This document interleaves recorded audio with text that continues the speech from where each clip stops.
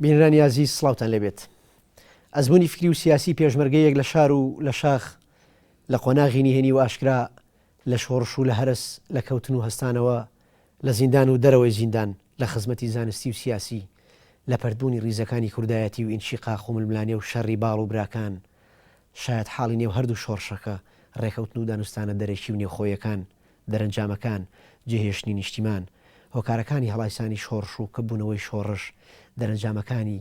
دەستکەوتەکانی بەیان نامە 11 ئازار و هەموو ئەمانە دەبنێتەوەری سەرشی بەشی دووەم و کۆتایی دیدارەکەمان لەگەڵ بەڕێز مامۆستا حسێن کەریم ساڵح ئەندامی حیزبی سوسیال دیموکرات لە هۆڵەندا. مامۆستا گیان دووبارە بەخێر بێت بۆ بەرنامەی ڕووداو مێژوو. سوپاس بۆ ئامادەبوونت. مامۆستا گیان ئێمە لە ئەڵقەی یەکەمی دیدارەکەمان گەشتینە ئەو وێزگە قۆناغە سیاسی ئێوە کە دەبنە لێپرساوی ناوچی قەرداغ. ئەو کات ئێوە بە پێی زانیاریەکانی ئێمە هەڵسوکەوتی سیاسیتان زۆر خراپ بۆ لەگە برادرانی شوێعی لەوێ. ئایا ئەمە تا چەند ڕاستە؟ ئەگەر وایە بۆچی کێشەی ئێوە لەگە برادرانی شوێعی لەو ڕۆژگارەیە چی بوو؟ لە حەقیقەتە خۆی هەموو شتێک پێشێکی هەیە ئەو وەزع مەسەلا ئێمە طبعا ئەگەڕینەوە بۆ ئەوەی کە کاتێک کە شۆڕشی چواردی تەمووز کراوە حیزبی شیوعی باڵادەست بوو پارتی دیموکراتی کوردستان لە چاو ئەوە لاوااستر بوو و حیزبی شیوعی وەکو حیزبێکی باڵادەست و غورور زۆر جار لە مەزاهراتە بۆ هۆی ئەوەی کەوا لە مزاهراتەکانە لە بەردەمی بەرەگاکانی قوتابیان و مامۆستایان و ئافرەتان و لاوانەوە کە ڕۆشت ئیستیفزازات و کۆمەڵشتی ئەو سەردەمەی ڕێکخراوەکانی پارتی دیموکراتی کوردستان ئەکرا و ئەو جۆرە هەڵوێستانە لام وایە بەداخەوە طبعا تەسیری کردبووە سەر ئاستی سیاسی ئەو خەڵکە کە مەفروز بوو ئەوانە نەبێتە هۆی ئەوەی کە ئێمە بیکەینە ئینتیقامێگر لە پاش ڕۆژە ئەگەر ئێمەش دەسەڵاتمان هەبوو بە هەمان شێوە جوابی ئەوان بینەوە بەڵام بەداخەوانێ هەڵی ئەوان ڕاستە کردیان بەڵام ئێمە شەر نەبوو هەمان غورور و هەمان شێوەی ئەوان تەکرارکەینەوەوانی بەڵام ئەوە بوو کە لە قەراغ ئەو کاتی کە من مەسئولی لەگەڵ کاک حەمەی وەستا قادر کە هەردووکمان مەسئولی یەکەم و دووەمی ناوچە بووینەوە مەسئولی سەرەکی پەیوەندی بە منەوە هەبوو هی کارکردن و لەو سەردەمەشدا طبعا من زۆر برادر خەبەر راپۆرتم بۆ ئاهات کەوا شوێعەکان یەن لە قەراغا لە ڕێگەی وردەواڵە فرۆشتنەوانێ چالاکی ئەکەن. ئەنجا ئێمەش بە حکمی ئەوەی کەوا شوێعەکان بە تایبەتی من خۆم کاتێککە هاتم لە مالومە شوێعەکانم دی لەژێر کەپرێکابوون لە ژێر حیمایەتی بە کتەبی سیاسیە ئەمدی کە دەستە خواردەی پارتی دیموکراتی کوردستان بوون بەو شێوەیە یعنی تقریبا حەسر کرابوون لە بەعزێ مەواقعە ئەوانە نەوعێک بوو لەوانی کە ئێمە ژوک و کادری خوار سەرکردایەتی و هی ناوچەکان کۆمەڵی تەسیراتی کۆن و لەبەر ئەوەی تەربیەتی تەسامحیش نەبوو لە ناومانە تا بتوانین هەزمی کۆمەڵێشتی کۆن بکەین بۆ هۆی ئەوەی کاتێک ئێمە داڵادەست بووین لە هەو ناوچەکانە شوێعەکان کە لیان درا لەلایەن بەعسیەکان و لە 63 و کەوتنەکاری نهێنی ئەوە بۆ هاتن ئیشی حیزبایەتی خۆیان لە ناوچەکانە بکات لە زمی ئەوانە ناوچەکەی من کە ناوچەی قەراغ بوو ئەو بوو کە ئاهاتنی ئیشکەن پێویست بوو هەر کەسێ بەهاتایە ناوچەی ڕێکخراوێکەوە وەرەقەی ئەو ناوچەی پێبی ئەنجا ئەتوانێت جەولە بکە. زۆر جار شوێعەکان ئەگیران لە ڕێگەی ئەوە کەوا پسوڵیان پێ نەبوو کە ئاهاتن داوای پسوڵیان نەکرد ئێمەش ئەمازانی بۆ چالاکیە بەداخەوە ئێمەش بۆ ئەوەی چالاکی ئەوان قبوڵی چالاکی ئەوانمان نەئەکرد لەبەرەوە پسوڵمان نەئانێ و ڕێگەمان لێ ئەگرتن تەبعاً ئەوەش وەکوتم ئەگەڕێتەوە بۆ ئەوەی نەبوونی تەسامح لە بینی جهاتی سیاسی لە کوردستان و قبول نەکردنی یەکتر. باشە مامۆستا کاتێک من بە هەڵەش یەزانم کە وەختی خۆی ئەگەر ئەوەم کردووە خۆم بەڕاز نەزانی و ئێستا دەخلی خۆمەکەم ئەبوایە ئێمە ئەوەمان نەکردایەت وەکو ئەوان کردیان کاتی خۆ. باشە ئەو دەمی کە بەڕێستان ئەبنە بەرپرسی ناوچەی بازیان تەنسیق لەگەڵ هێزی ڕزگاریەکەن پەیوەندی بە هێزی ڕزگاریە کۆن کە ئەو کات بەڕێز جەلال تاڵەبانی فەرماندەی ئەو هێزە بووە ئامری ئەو هێزە بوو تەنسیقی ئێوە لەگەڵ هێزی ڕزگاری بۆچی بوو ئەو کات؟ بەڵێ پێشەوەی من بچم بۆ بازیان طبعاً من لە قەراغ پاژووی کە ڕێخستنەکانمان تۆکمە دواتر ئەچینەوە سەر قەراغ من پرسیارم لەسەر قەراغ زۆر ماوە بەس ئێمە بەس بازیان من کاتێک کە چوومە بازیان تەعاان بازیان خەتی گرنگی پێکدادان بوو لە بینی پێشمەرگە و لە بینی حکوومەتە لەبەرەوەی ڕێگەی سەرکی کەرکووک و جێگای منطقەی دەربەنی بازیان بووە دیهاتەکانی ئێمەشی بازیان بەری ڕاست و بەری چەپ هەمووی لەسەر جادە بوو زۆر دیهاتمان لەبەر ئەوەی حکوومەتی عێراقیش جێیشی عێراقی بە شێوەیەکی زۆر درندانە مەعامەلیان لەگەڵ دێهاتەکانە ئەگەر لە کاتێکا پێشمەرگە چالاکیێکی بکردایە بۆیە ئەگەر لە حاڵەتێکە تەنسیقێکمان نەکردایە وەکو حیزب لەگەڵ هێزەکانە بۆ ئەوەی پێشتر ئێمە بزانین لەکوێ چالاکی ئەبێ ئەو دیهاتانەمان ئاگادارە کردوانێت کە گەنجەکانیان خەڵکیان لە دیهاتەکانە نەمێنن چونکە بۆ لە نزیکی دیهاتەکانەوانی هەر چالاکیە بکرایە حکوومەت دەستی نەئەگەشتە پێشمەرگە پەلاماری دەکانیە ینی ئەم تەنسیقە بە خاتر سەلامەتی گیانی گوندیشینەکان بۆ هۆی ئەوەی کە زۆر کەس ئەپارێزرا لەوەی کەوا زەرمەندی بکوێتە ناو خەڵکی دیهاتەکانەوانی و بە سوپاسیشەوە تەنسیقەکە بەڕێک و پێکی ئەڕۆی بۆ چالاکیەکان چی ئێمەش ئەگەر جۆڵانەوەیەکمان بکرداوە پێویستی بە هینی عسکەری بکردا یارمەتی ئاگاداری ئەوانمان نەکرد ئەوانیش بۆ شێوە یارمەتی ئەمەیانەوە ئێمەش بە هەمان شێوە زۆر باشە مامۆستا حوسێن من ئەمەوێ بچینە سەر تەوەرێکی گرنگ لە بەهاری 1964 لە رادیۆ هەواڵی ڕاگررتنی شەڕ لە نێوان خاڵی خۆشم لە مستەفای بارزانی و عەبدولسەلام عارف بڵاو کرایەوە دەنگۆی ڕێکەوتنامەی نێوان بارزانی و عارف بڵاو بۆ بەبێ ڕەزامەندی و ببێ ئاگاداری باڵی مەکتەبی سیاسی ئایا ئەم شەڕاگرتنە لە نێوان بارزانی و عارفە لەسەر چ بنەما و میتۆدێک بوو بۆچی برادرانی مەکتەبی سیاسی ناڕەزامەند بوون نیگەران بوون لەم ڕێکەوتنە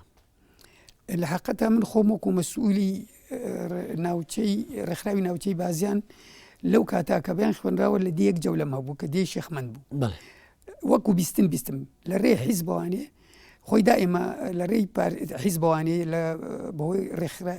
لیژنەی ناوچەی قەزاوە ئەوانیش لە ڕێی لەقەوە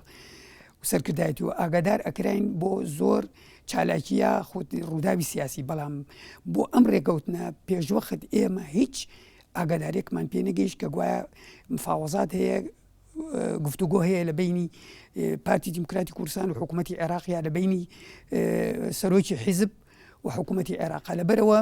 من کاتێک کە خەبەرەکەم بیست ئەوە بوو بۆ بەیانی گەڕامەوە بۆ مەرکەزی ینی شوێنی نیشتەجێی بارەگامان کە لە بادەیەک بوو پیانەوت باڵاجۆ لە بازیان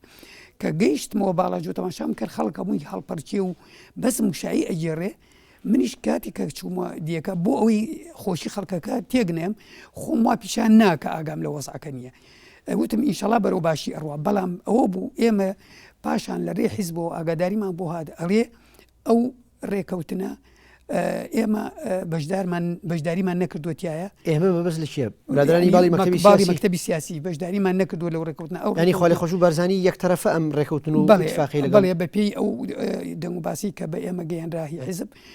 لەبەر ئەوە ئێوە لە جێی خۆتان ئاگادار بن و هادی بن بەڵام ئەوە بوو داوا ئەکرا بەڵام یەک تعلیماتمان بۆها لە مەکتەبی سیاسیەوە کە ئەگەر نوێنەری سەرۆک بەرزانی هات بۆ ناوچەکان داوای کرد هێزەکانی حکوومەت بگەڕێتەوە ناوچەکان ئیدارەکان ئێوە بە هیچ شێوەیە ڕێگەیانمان وەکو حیزب ئیداراتی کۆن نەگەڕێتەوە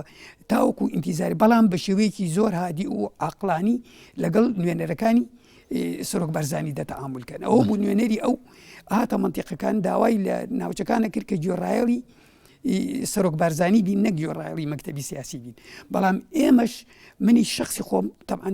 مەسئولی حیزب بووم هینی ڕێکخراوێک تەنزیمیەن من ڕەبط بووم بە پەیوەندیم هەبوو بە لیژنەی ناوچەی قەزاوە بە تەسەلسولی حیزبی ئیش ئەکرا لیژنەش بە لەقە بە سەرکردایەتی و مەکتەبی سیاسیەوە بۆیە من ئەبوایە فەرمانم لە ڕێگەی ڕێخستنەوە وەربگرتایە نەک لە ڕێگەی نوێنەری سەرۆکی حیزبەوە باشە بۆیە من ئەبوایە فەرمانەکانی مەکتەبی سیاسی جێبێت باشە ئەم ڕێکەوتنە ئەم شەڕاگرتنە هیچ بەرژەوەندیەک هیچ دەستکەوتێکی سیاسی تیا بوو بۆ کورد لەو کاتەیەوە خاڵی خۆش و مەلا مستەفا پێداگری لێ کرد و برادرانی باڵی مەکتەبی سیاسی تەبەڕیان لێ کرد خۆی لە حقیقەتە ڕوو شتێکی مێژووی کۆن هەیە کە پەیوەندی بەوە هەیە. بەڵێ پێم خۆشە باسی بکەیت. بڵێ شتەمێژویەکە گەڕێتەوانێ بۆ ئەوەی خۆی لە بینی کۆن لە پارتی دیموکراتی کوردستانە ئەگەر مەجال هەبێ بیڵێم کاتێک کە سەرۆک بەرزانی لە ئیتیحادی سۆڤیەتی گەڕایەوانێ بۆ عێراق ئەوە بوو لە ناو پارتی دیموکراتی کوردستانە دوو باڵ هەبوو، باڵی هەمزە عەبدوڵڵا و باڵی برای محەممەد هەبوو. باڵی هەمزە عەبدوڵڵا باڵێک بوو بەلای شوێنەکانە بەلای چەپە بەڵێ ئەیویست پارتی دیموکراتی کوردستان وەکو پاشکۆی حیزبی شوێعی لێ بکە. بەڵام باڵی برای محەممەد ئەویش پارتی دیموکراتی حیزبێکی سەربەخۆی نیشتیمانی نەتەوەی بێ. ئەم شتیان بە مەلا مستەفا ڕاگەیان. مەلا مستەفا ئەوە بوو لایەنگیری باڵی ئیبراهیم محەممەدی کرد بە هەمزە عەبدوڵڵا لە بارەگاکەی مەلا مستەفا لای برد و لە سکرتێری دووری خستەوانێ و برای محەممەدی خستە جێ ئەو برای محەممەد بەو شێوەیە سکرتارێتی حیزبی وەرگرت تاوەکو مؤتەمەر. ئەنجا ئەم جارە کە مەلا مستەفا بینی لە شۆڕشی ئەیلولە و لە حیزبایەتیە ئەکسەریەتی دەسەڵاتەکانی عەسکەری و سیاسی هەمووی مەکتەبی سیاسی ئەیبا بەڕێوانێ و ئەو وا هەستی ئەکرد کە ئەو تەنها ڕەمزە وەکو ڕەمزی لێ هاتووە. لەبەر ئەوە ڕازی نەبوو لە هەڵوێستەکانی باڵی مەکتەبی سیاسی کەوا بەبێ ئامۆژگاری ئەو ئەگەر شتێ بکەن. بەڵام لە ڕاستیە ڕەمزێکی گەورەی شۆڕش بوو مەلا مستەفا یاخود بە فعلی کارکتەرێکی سیاسی بوو. چکم لە مێژوو ئەو دەمەی کە خوا خۆشبوو مەلا مستەفا لە کۆماری مەهابەت بەشداری ئەکا بە هێزێکی گەورەوە هاوکاری و پشتیوانی قازی و کۆمارەکە لێرە لە چلووسێکە یەکەمین کۆنگرەی پارتی ئەبەسترێت بەبێ ئامادەی خۆی هەڵ ئەبژێرێتەوە بە سەرۆکی پارتی دیموکرات، یعنی وەکو سەرۆکێکی ڕەمزی. بۆچی مەلا مستەفا خوا خۆش بوو پێی وانە بۆ کە ڕەمزە، یعنی بۆچی مەلا مستەفا کەوتم گەڕایەوە بۆ مؤتەمەری حیزب گیرا لە بەغا لە مؤتەمەری حیزب بە دەنگی عام بە دەنگی ینی بە گشتی هەڵبژێرایەوە بە سەرۆکی حیزب بۆ لەو خۆشی نەیەویست خۆی ئەو سەردەمە نەیەویست ببێتەوە بە سەرۆکی حیزب. بەڵام فەرزیان کرد بەسەر مەلا مستەفا کە بۆ بە سەرۆکی حیزب. بۆچی؟ مەلا مستەفا کاتێ لە ئیتیحادی سۆڤیەتی هاتەوە شەخسیەتێکی دەولی وەرگرت بوو، سەرورەتێکی مێژووی بوو بە کارکتەرێکی. ئەنجا بێجگە لەوەش شوێعەکانیش ئەیانویست ئیستیفادە لە مەلا مستەفا بکەن کاتێک گەڕایەوە بە حکمی ئەوەی چەند ساڵە لە ئیتیحادی سۆڤیەتیەوە و ئەمانیش هەر شتێک لە سۆڤیەتەوە بەهاتایە لای شوێعەکان زۆر مەبەست بوو کەوا بیقۆزنەوانێ. بەڵام مەلا مستەفا هیچ تەسیراتێکی مانەوەی لە ئیتیحادی سۆڤیەتی تەسیری ئەوەی نەکرد بۆ سەرکەناحی بیر و باوەڕ و ئایدۆلۆژیەتی سیاسی بگۆڕێ. لەبەرەوە هەر وەکو خۆی مابووانێ کە کاتێک گەڕایەوانێ ئەو وەکو پارتی دیموکراتی کوردستان مایەوانێ، بەڵام ئەیویست سەرۆکایەتی پارتی وەرنەگرێتەوە. بەڵام ئەو بوو کە فەرز کرایەوە بەسەریا بۆ بە سەرۆکی پارتی دیموکراتی کوردستان، بەڵام سەرۆکێکی فعلی بوو بەس وەکو ڕێکخستن تەنزیمات مەلا مستەفا لە وردەکاریەکانی حیزبایەتی ئاگدار ناکرایەوە. ئەوەندەی کە باڵی مەکتەبی سیاسی بۆ کارانە هەڵەسان مەکتەبی سیاسی هەموو ڕێکخستن و تەنزیماتە وردەکان ئەمان ئەیان کرد مەگەر شتە ڕئیسیەکان ئەگەیشتە ئەو. ببوورە مامۆستاسین ڕاتەگرم من ئەمێ ئەو پرسیارە بکەم لە دوای ئیتیفاقی خوا خۆش بوو بارزانی لەگەڵ عەبدولسەلام عارف برادرانی باڵی مەکتەبی سیاسی مزەکرەیەکیان بڵاو کردەوە، بەیاننامەیەکیان بڵاو کردەوە لە ژێرناوی ئیتفاقیە مشیر بارزانی ئەسڵح ئەمیس ئیسلام بەمانای کە ئایا ئەمە سڵح و دانوستان و ئاشتەواییە یاخود تەسلیم بوون و بێ ئیرادەیە. ئایا لە ڕاستیە کام لەم دوانە بوو ئەو دانوستانی نێوان عارف و بارزانی؟ بەڵێ ئاخر ئەوە ئەگەڕێتەوە بۆ ئەو مۆزوعی کە من ئێستا باس مەکرد. ئەوە بوو لە ئیتیفاقی لا مرکزی 63 شوێعەکان هین حزبی بەعز لەگەڵ پارتی دیموکراتی کوردستانە ئەوە بوو بەیانی لا مرکزی دەرچوو. لەو کاتە مەلا مستەفا مؤتەمەرێکیان کرد لە کۆیە وەفدێک هەڵبژێرا بچێ بۆ مفاوەزە لەگەڵ عەلی ساڵح سەعدی و ئەوە بچوو بۆ قاهیرە بە سەرۆکایەتی مام جەلال وەفدەکە. لەو کاتە مەلا مستەفا لە مؤتەمەری کۆیە لە 63 ئەیویست ئاڵوگۆڕ لە مەکتەبی سیاسی بکە بۆی نەکرا. لە مؤتەمەری کۆیە لە ساڵی 63 ئەوەی ئەو ئەیویست بەپێ ئەو معلوماتانی کە ئێمە لەو کاتا لە حیزب بۆمان هات مەلا مستەفا ویستی لە مؤتەمەری کۆیە دەستکاریەکی باڵی مەکتەبی یعنی ئەندامانی مەکتەبی سیاسی بکە لەبەر ئەوە لە هەندێک شتیان قایل نەبوو، بەڵام ئەوە بوو لە مؤتەمەری کۆیە باڵی مەکتەبی سیاسی سانۆمەجلال هەڵبژێرێتەوە لەبەرەوەی باڵی باش ئەو هەڵبژاردنە من ئەمێ ئەو پرسیارە بکەم مامۆستاسین هەڵبژاردنەوەی تاڵەبانی لە کۆنگری کۆیە بە سەرۆکی وەفد سەرۆکی ئەو لیژنە وەفدە ضرورەتێکی تاریخی بوو یا فەرزەتی واقع بوو چۆن هەڵبژێرایەوە خۆی لە مؤتەمەری کۆیا هێشتا لەبەر ئەوەی کە مەلا مستەفا لە منتیقەی بڵین گەرمیان و سلێمانی و هەولێرە بە تایبەتی ئەو ناوچانەی زیاتر کە باڵادەستی پێشمەرگەش و هینی ڕێخستنە سیاسیەکان زیاتر لە لای مەکتەبی سیاسی بوو باڵی برای مەحمە و مام جەلال بوو لەبەر ئەوە لەو کاتا هێشتا لە تەنزیم و ئەندامانەی کە تەرشیح حکران بچنە کۆنگرەکان زۆربەی سەر بە باڵی مەکتەبی سیاسی بوو لەبەرەوەی کاتێ ئەگەر بهاتایە دەنگدان و هەڵبژاردن لەو جۆرە کۆنگرانە هەر ئەوان مەکتەبی سیاسی بۆیە هێشتا باڵی مەکتەبی سیاسی لە کۆیە ئەمان باڵا دەست بوون بەڵام لە هەمان کاتا نوێنەری مەلا مستەفاشی تیا بوو لە وەفدەکە ئەوەی کە ئەوەی ویست بەڵام سەرۆکایەتەکەی جەلال تاڵبانی کردی ئەو جا ئەو مؤتەمەرە وای لات بۆیە دوای ئەوە بوو کە شەڕ بۆ وانێ لە شەسووسیا لە بینی کورد و حکوومەتی بەعسی شەسووسیا خلافەکان لە بینی باڵی مەکتەبی سیاسی و باڵی سەرۆکایەتی حیزبە کە خۆی لە شخصی سەکرداتی پارتی بارزانیا بینیێوانێ بەرەو زیاتر ڕۆی بەڵام بە شێوەیەکی ئاشکرانە بگرە شتەکە لە جاری چەند جریدەی نیویۆرک تایمز هات مقابلەی مەلا مستەفای کرد بوو و لە هەمان کاتە هاتیش بۆ مقابلەی برای محەممەدی کرد بوو مەلا مستەفا زۆر بە ئاشکرا لەگەڵ ڕۆژنامەکە هوجومی کرد بۆ سەر مەکتەبی سیاسی لە ڕۆژنامەکە کە تەسریحیا بوو کە ناڕەزایی خۆی دەربڕی بوو وابزانام نیویۆرک تایمز ئەبێ یا واشنگتن پۆست دەبێت ڕۆژنامەگەریی ئەمریکی بێ ئەو حاڵەتانە ینی لێکترازانەکە بەرەو زیادی ڕووی بەڵام فرسەتی ئەوەی کە ئێمە دوایی تەبعاً وەکو حیزب و ئەندامانی سەرکردایەتی حیزب بۆ بە ئێمە ئەگەیەنرا و بازەکرا مەلا مستەفا ئەیویست دەرفەتێک ببینێتەوانێ کەوا باڵی مەکتەبی سیاسی لە جێی خۆی نەیەڵێ لە کاتی شۆڕشکردنە ئەو فرسەتە بۆ مەلا مستەفا هەڵنەکە و کە شۆڕش بەردەوام بواە بە پێی قەناعەتی ئەو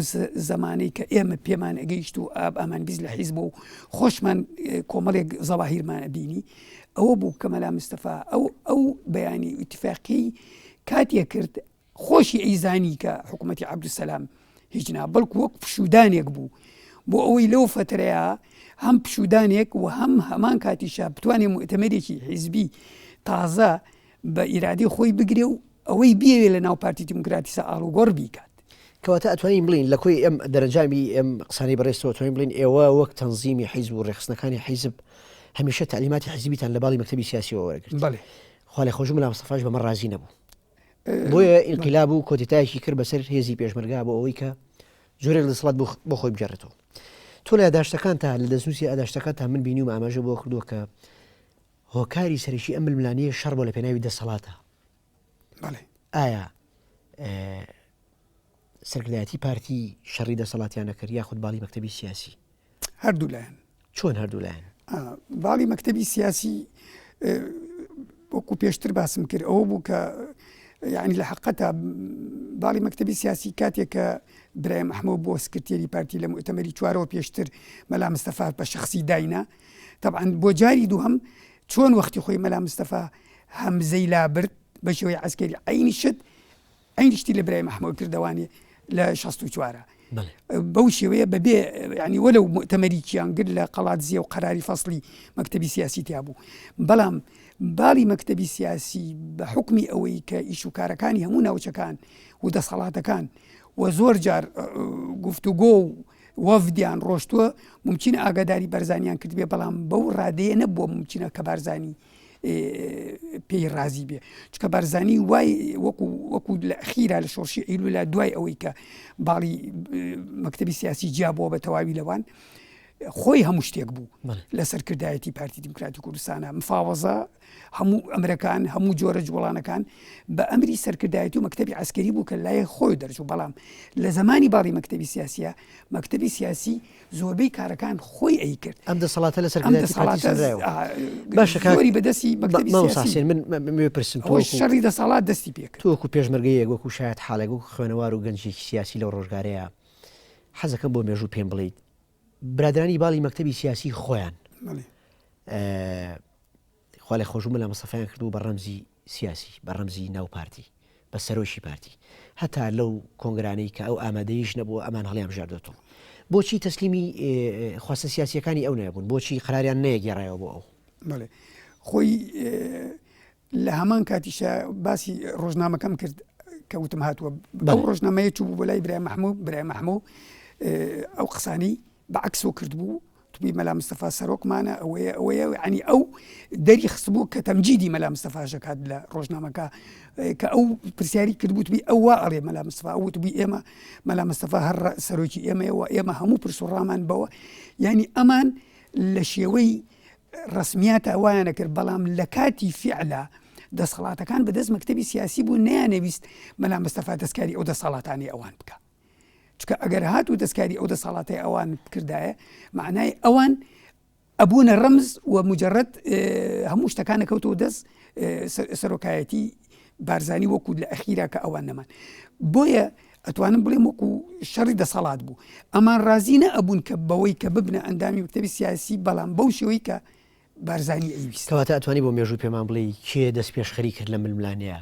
هۆکاری ئەو ئینشیقاقی کە لە 64ەوە بەردەوامە و تا ئێسش بە جۆرە جۆرەکان بە شێوەی ناڕاستەخۆ ئامادەیە هی لە ناو ئەقڵی سیاسیە بەردەوامە